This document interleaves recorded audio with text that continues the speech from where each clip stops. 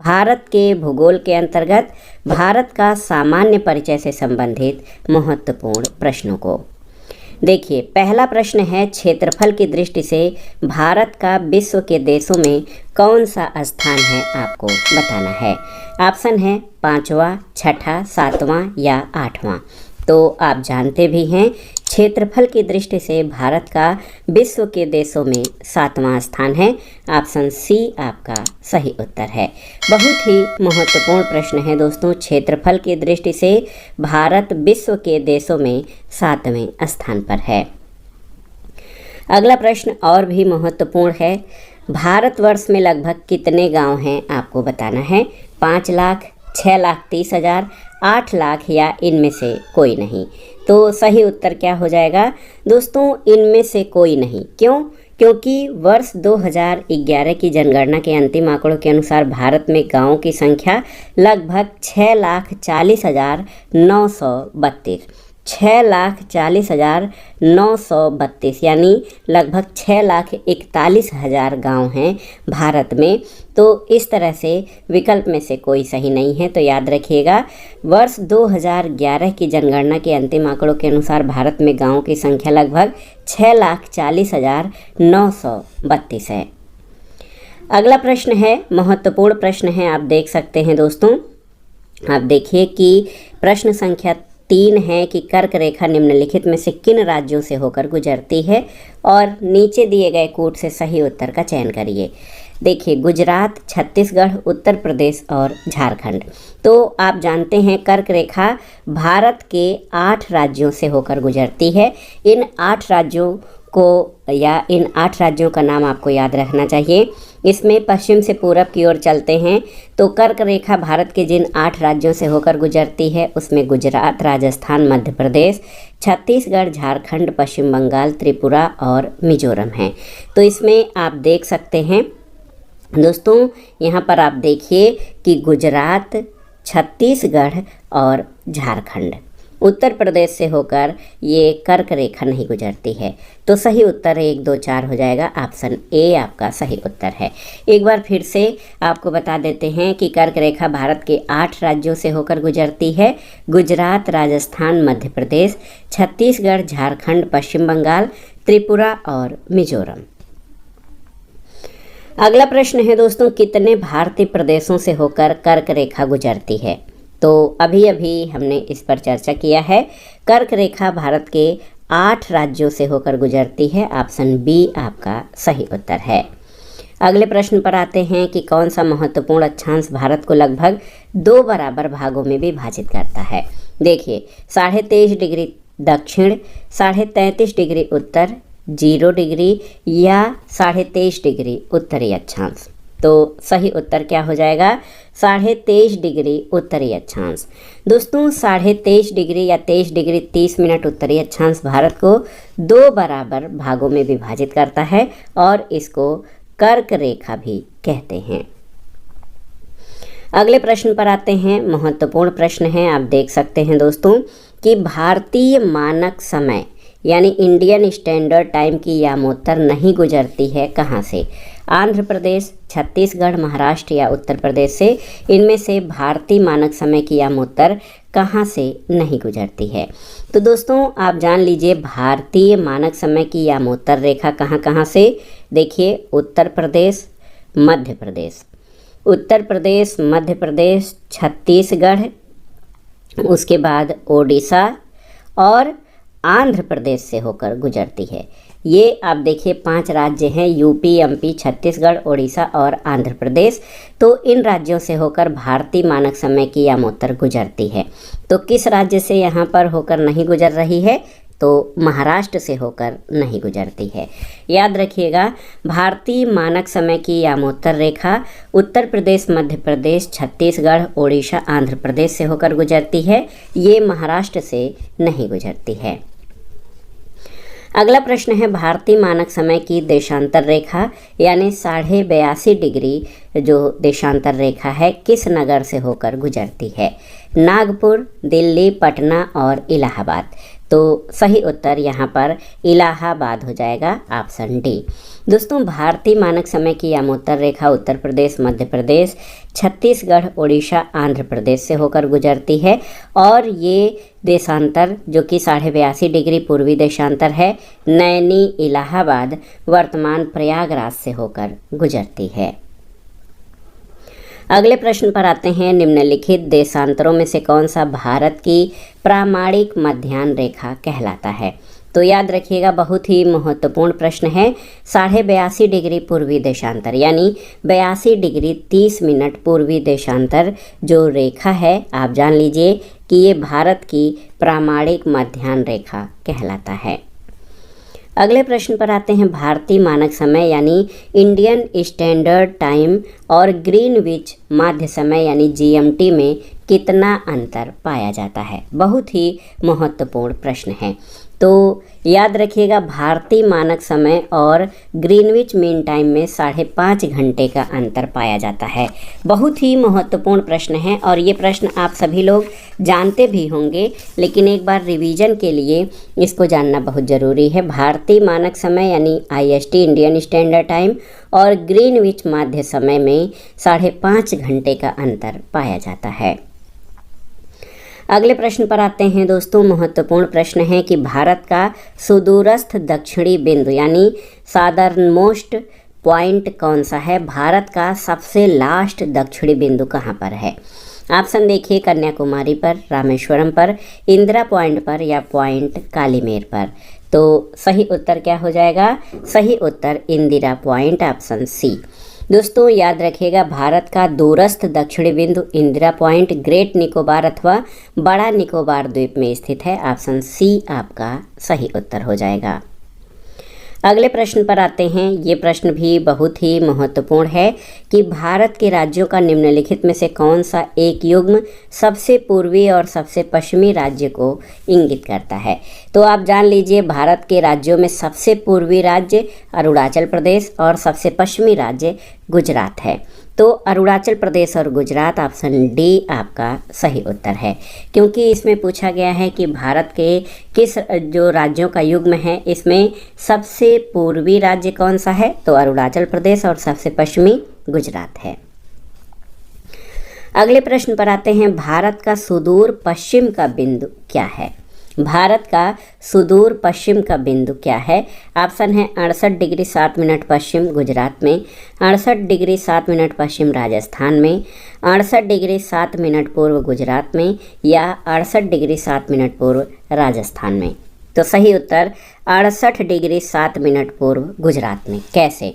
तो आप जान लीजिए, भारत के मुख्य भूमिका सुदूरस्थ पश्चिमी बिंदु, ये आप देखिए बहुत ही महत्वपूर्ण है। 23.713 उत्तरी अक्षांश और 68 डिग्री 7 मिनट पूर्वी देशांतर पर गुहार मोती नामक गांव है, ये गुजरात में स्थित है। तो याद रखिएगा, भारत का दूरस्थ पश्चिमी बिंदु 68 डिग्री 7 मिनट पूर्व जो पूर्वी देशांतर पर गुजरात में स्थित है। अगला प्रश्न है। भारत का वह कौन सा स्थान है जहां बंगाल की खाड़ी, अरब सागर और हिंद महासागर मिलते हैं? ऑप्शन है कन्याकुमारी, इंदिरा पॉइंट, नागरकोइल या रामेश्वरम। तो आप जान लीजिए, कन्याकुमारी, ऑप्शन ए। भारतीय मुख्य भूमि के दक्षिणी छोर पर स्थित कन्याकुमारी वो स्थान है जहां बंगाल की खाड़ी, अरब सागर और हिंद महासागर मिलते हैं। कन्याकुमारी भारतीय राज्य तमिलनाडु में स्थित है। अगले प्रश्न पर आते हैं। विश्व के कुल भूभागी क्षेत्रफल में भारत की भागीदारी कितने प्रतिशत है? तो ये बहुत ही आसान सा प्रश्न है, आपको जानना चाहिए कि विश्व के कुल भूभाग का भारत का क्षेत्रफल कितना प्रतिशत है? तो उत्तर है 2.4%। भारत का क्षेत्रफल विश्व के कुल क्षेत्रफल का 2.4% है। अगले प्रश्न पर आते हैं दोस्तों। भारत के उत्तरी छोर और दक्षिणी छोर के बीच की दूरी कितनी अनुमानित है? तो ये भी महत्वपूर्ण प्रश्न है। भारत के उत्तरी और दक्षिणी छोर की बीच की जो दूरी है वो कितनी अनुमानित है? तो ये लगभग 3200 किलोमीटर है। आप जान लीजिए, भारत के उत्तरी छोर और दक्षिणी छोर के बीच की दूरी 3200, अब देखिए 3214 3214 किलोमीटर और पश्चिमी छोर से पूर्वी छोर के बीच की दूरी 2933 किलोमीटर है। 2933 किलोमीटर, तो लगभग में 3200 किलोमीटर भारत के उत्तरी और दक्षिणी छोर के बीच की दूरी है। अगला प्रश्न है, भारत के मुख्य भूमि का दक्षिणी नोक कौन सा बिंदु है, आपको बताना है। तो सही उत्तर क्या हो जाएगा, केप कमोरिन। ऑप्शन ए आपका सही उत्तर है। दोस्तों, भारत के मुख्य भूमि का दक्षिणतम छोर केप कमोरिन या कन्याकुमारी, ये तमिलनाडु में है। यहाँ भारतीय प्रायद्वीप सकरा होते हुए समुद्र में विलीन हो जाता है, जबकि भारत संघ का दक्षिणतम बिंदु इंदिरा पॉइंट, ये ग्रेट निकोबार या बड़ा निकोबार द्वीप में स्थित है।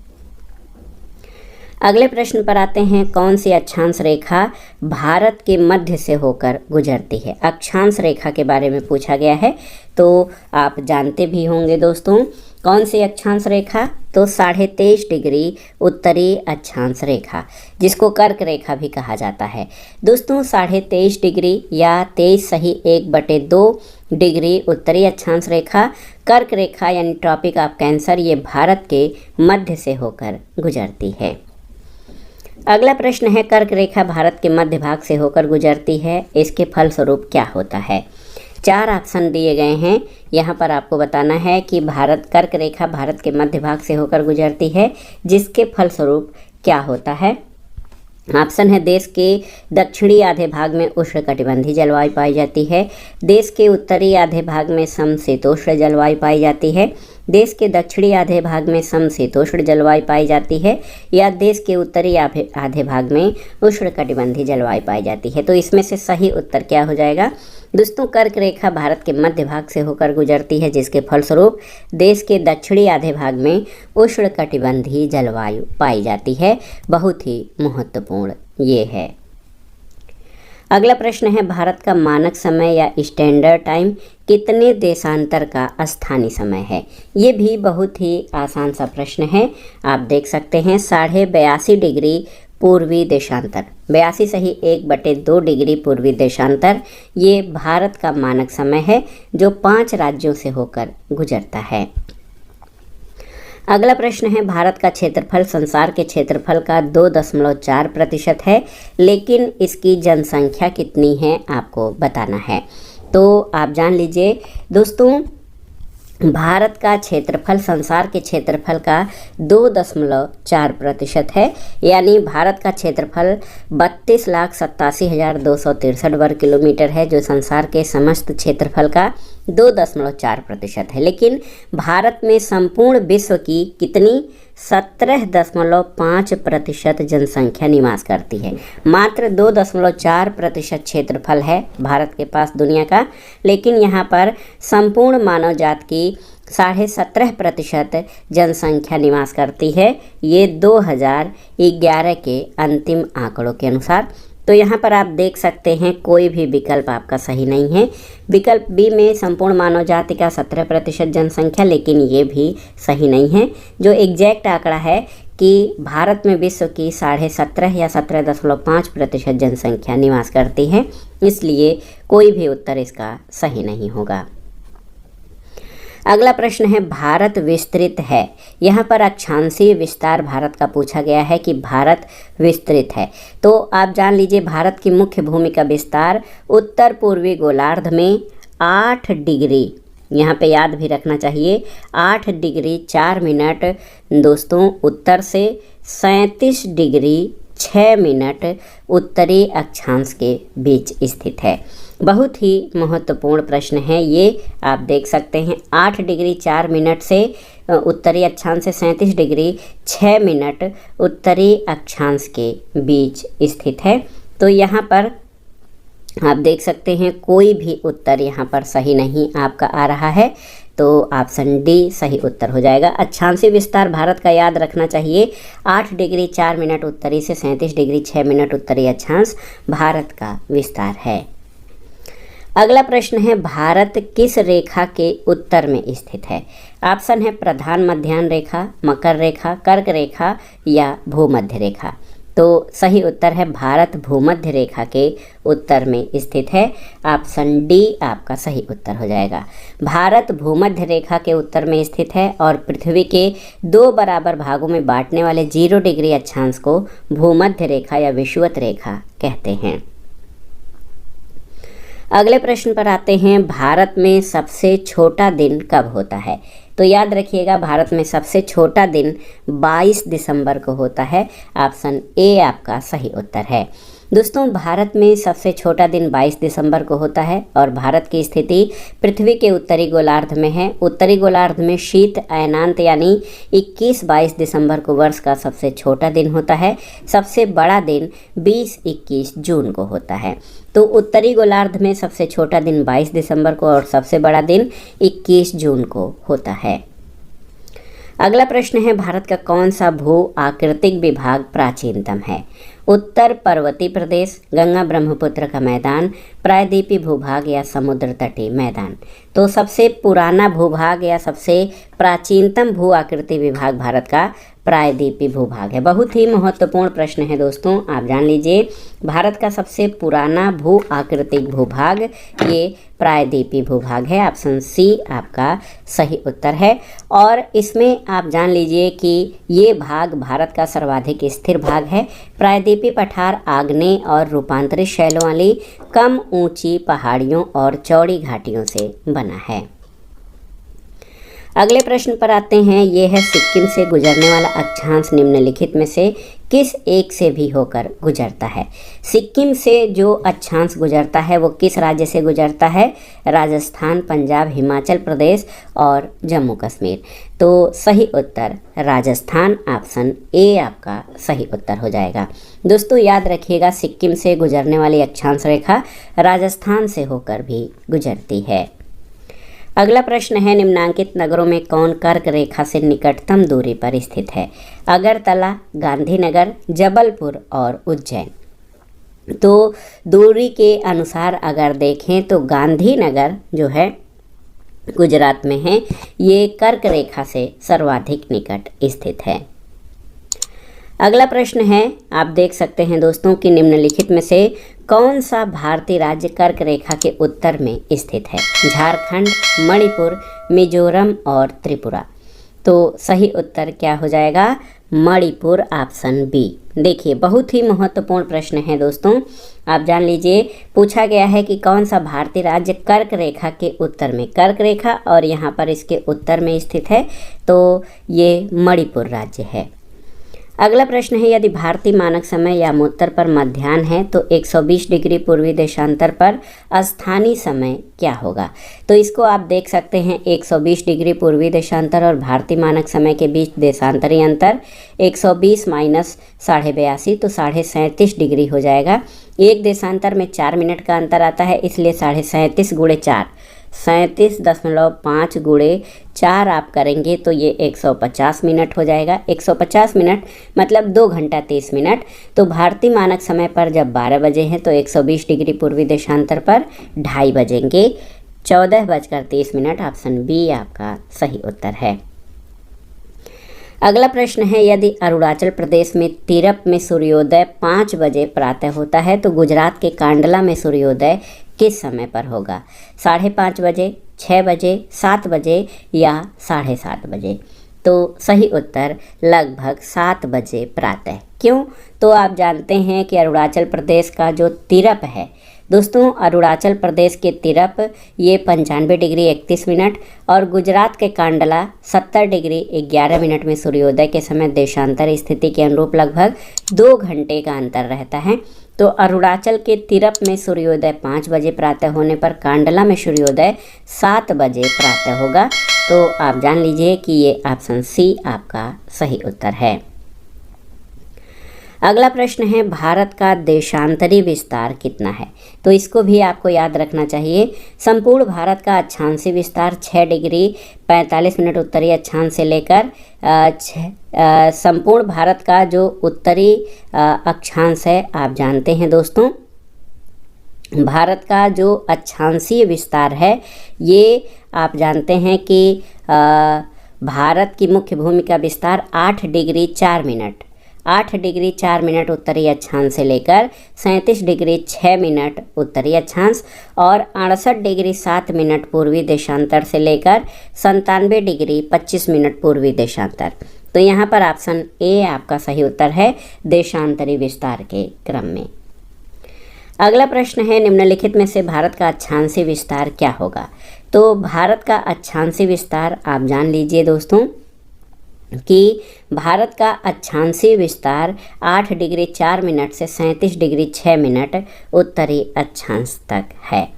तो और इसके अलावा अगर आप देखें तो देशांतरी विस्तार जो है भारत का देशांतरी विस्तार 68 डिग्री 7 मिनट पूर्वी देशांतर से 97 डिग्री 25 मिनट पूर्वी देशांतर तक स्थित है। तो सही उत्तर आपका ऑप्शन ए हो जाएगा यहाँ पर।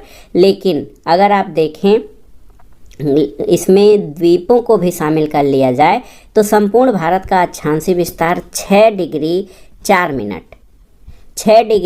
मिनट से 37 डिग्री 6 मिनट उत्तरी अक्षांश तक है। तो यहाँ पर दोनों ही उत्तर आपके ए और सी दोनों ही सही हो जाएंगे। 2 उत्तर तो कोई एक विकल्प का यहाँ पर, लेकिन सर्वाधिक स्पष्ट उत्तर अगर जो भारत की मुख्य भूमि का विस्तार पूछा जाए अक्षांशीय विस्तार तो ये 8 डिग्री 4 मिनट उत्तरी अक्षांश से 37 डिग्री 6 मिनट उत्तरी अक्षांश तक होगा। लेकिन यदि इसमें द्वीपों को भी शामिल कर लिया जाए तो विकल्प सी भी सही उत्तर हो जाएगा, क्योंकि निकोबार में जो भारत का दक्षिणतम बिंदु है ये 6 डिग्री 45 मिनट पर स्थित है।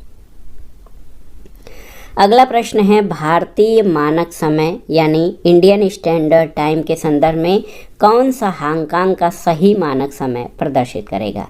तो हांगकांग दोस्तों आप जान लीजिए हांगकांग लगभग 117 डिग्री पूर्वी देशांतर में स्थित है। 117 डिग्री पूर्वी देशांतर में हांगकांग स्थित है। हांगकांग का मानक समय भारत के मानक समय से लगभग 2 घंटे 18 मिनट आगे होगा। तो आप देखिए 1 डिग्री देशांतर में 4 मिनट का अंतर होता है। तो सही उत्तर ऑप्शन डी हो जाएगा। भारतीय मानक समय से 2 घंटा 30 मिनट। तो ऐसे देखा जाए भारतीय मानक समय से लगभग 2 घंटे 18 मिनट आगे होगा हांगकांग का समय। अगला प्रश्न है निम्नलिखित में से किसको सूर्य की ऊर्ध्वाधर किरणें कभी नहीं मिलेंगी। मुंबई, चेन्नई, तिरुवनंतपुरम या श्रीनगर।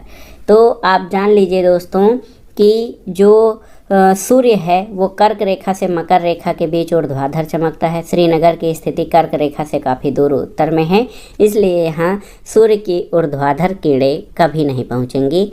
ऑप्शन डी आपका सही उत्तर है। अगला प्रश्न है क्षेत्रफल के अनुसार भारत पाकिस्तान से लगभग कितना गुना बड़ा है, आपको बताना है। तो सही उत्तर 4 गुना।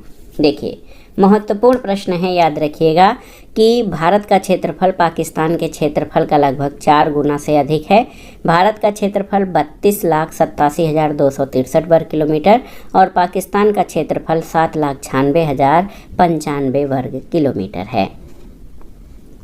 अगले प्रश्न पर आते हैं। निम्नलिखित कथनों में से कौन सा भारत के बारे में सही है। सही उत्तर के चयन के लिए जो कूट हैं उनका प्रयोग आपको करना है। तो भारत विश्व का 5वां बड़ा देश है, सही नहीं है। ये स्थल मंडल के कुल क्षेत्रफल का 2.4% भाग अधिकृत किए हुए है, सही है। समूचा भारत उष्ण कटिबंध में स्थित है, ये भी सही नहीं है। और 82.5 डिग्री पूर्वी देशांतर का उपयोग भारतीय मानक समय को निर्धारित करने के लिए किया जाता है, तो ये आपका सही है। तो सही उत्तर इसमें डी हो जाएगा। 2 और 4 आपके सही हैं। अगला प्रश्न है निम्नलिखित जोड़ों में कौन सा जोड़ा सही नहीं है, आपको बताना है। देखिए भारत का कुल क्षेत्रफल, यहाँ पे आपसे 4 ऑप्शन दिए गए हैं, इसमें से 3 सही हैं, 1 केवल गलत है। भारत का कुल क्षेत्रफल 3.228 मिलियन वर्ग किलोमीटर सही है। भारत का अक्षांशीय विस्तार 8 डिग्री 4 मिनट उत्तरी से 37 डिग्री 6 मिनट उत्तरी सही है। भारत का रेखांशीय या देशांतरी विस्तार 68 डिग्री 7 मिनट पूर्वी से 97 डिग्री 25 मिनट पूर्वी देशांतर सही है। भारत में राज्यों की संख्या 26, ये आपका सही नहीं है। दोस्तों जनवरी 2020 से भारत में 28 राज्य और 8 केंद्र शासित प्रदेश हैं, तो ऑप्शन डी ये आपका सही नहीं है। अगले प्रश्न पर आते हैं। महत्वपूर्ण प्रश्न है, भारत के लिए निम्नलिखित कथनों में से कौन सा असत्य है आपको बताना है, यानी एक कथन गलत है वो आपको बताना है कौन सा है। भारत विश्व का 7वां बड़ा देश है, बिल्कुल सही है। भारत जनसंख्या की दृष्टि से विश्व का दूसरा राष्ट्र है, ये भी सही है। इसकी भूमि सीमा का विस्तार लगभग 15,200 किलोमीटर है, सही है। प्रथम सूर्योदय इसके मिजोरम राज्य में होता है, तो ये आपका सही नहीं है। क्यों? क्योंकि प्रथम सूर्योदय जो है ये भारत के अरुणाचल प्रदेश राज्य में होता है। अरुणाचल, अरुण का अर्थ सूर्य होता है, इसी आधार पर इसका नाम रखा गया है अरुणाचल। इसका नाम पहले नेफा था, नॉर्थ ईस्ट फ्रंटियर एजेंसी। सबसे पहले भारत में सूर्योदय होने के कारण इसका नाम अरुणाचल प्रदेश है। तो याद रखिएगा, सबसे पहले सूर्योदय भारत के अरुणाचल प्रदेश राज्य में होता है। अगला प्रश्न है, निम्नलिखित नगरों में से कौन सा कर्क रेखा के निकट है? दिल्ली, कोलकाता, जोधपुर और नागपुर। तो सही उत्तर आपका हो जाएगा कोलकाता, ऑप्शन बी। दोस्तों याद रखिएगा, कोलकाता जो है कर्क रेखा के जो है निकटतम नगर है। अगला प्रश्न है, निम्नलिखित भारत की नदियों में से कौन कर्क रेखा को 2 बार पार करती है? तो ऑप्शन बताने की आवश्यकता नहीं, आप जानते हैं माही नदी।